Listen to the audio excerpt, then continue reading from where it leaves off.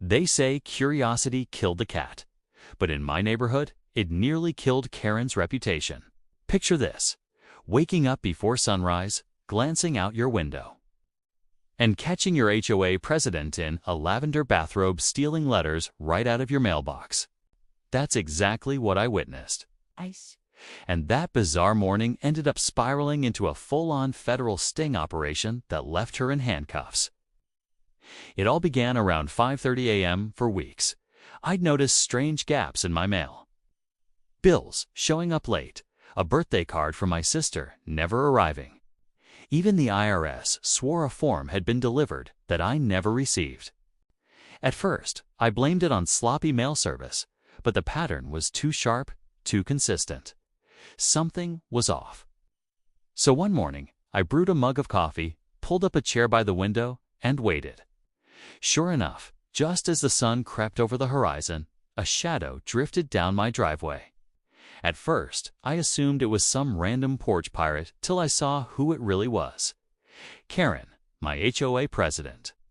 She strutted toward my mailbox like she owned it, slippers scraping the concrete, robe tied neatly at her waist. Without hesitation, she yanked it open and flipped through my mail like she'd done it 100 times before.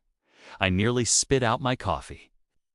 Karen, the same woman who lectured us about neighborhood integrity and handed out violation notices, like candy, was stealing from me. I wanted to storm outside and confront her, but I held back. If she was bold enough to do it once, she'd do it again. And if she'd done it to me, who knew how many other neighbors she'd already targeted?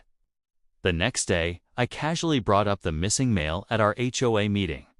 Karen smiled sweetly, pearl earrings swinging, and laughed it off. Oh, you know how unreliable the post office can be? But the way she said it, like she was laughing at me, not with me, sealed it. That's when I knew this wasn't just petty neighborhood drama anymore. Mail theft is a federal crime under 18 U.S.C. 1708. It carries real penalties, fines, even prison time. Karen thought she was untouchable in her little HOA kingdom. She was about to get a harsh reality check. Confronting her directly would have just turned into screaming and HOA politics. What I needed was undeniable proof. So, I called the United States Postal Inspection Service, the oldest federal law enforcement agency in America. Most people don't even realize they exist, but they take mail theft very seriously. When I explained my situation, they didn't brush me off. They asked detailed questions, took my statement, and then Inspector Lopez told me straight, if what you're describing is accurate, we're looking at a violation of Title 18, Section 1708. That's punishable by up to 5 years in prison.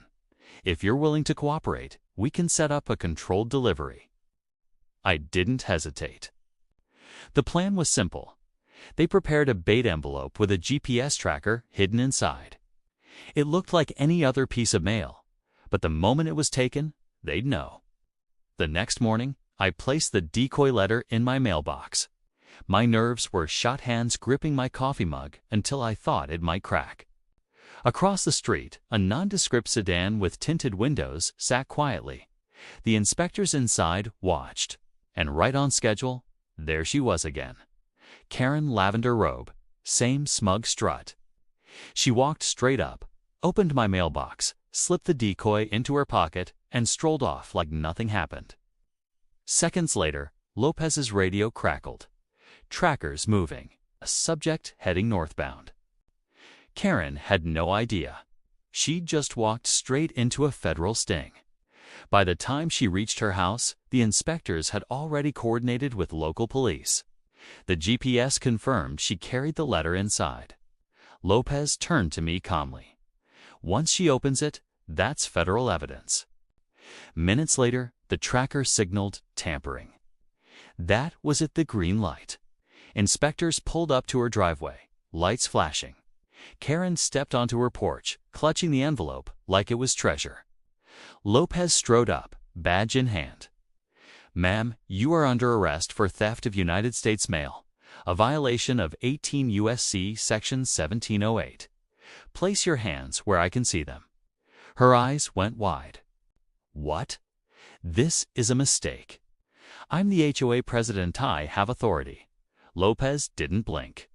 Authority doesn't extend to stealing mail. Turn around. Neighbors peeked out, phones recording, as Karen, the self-proclaimed queen of the cul-de-sac, was cuffed on her own porch in broad daylight. The look on her face wasn't embarrassment. It was pure disbelief. For years, she'd bullied, lied, and twisted HOA rules to suit herself. But this wasn't HOA's business anymore. This was federal.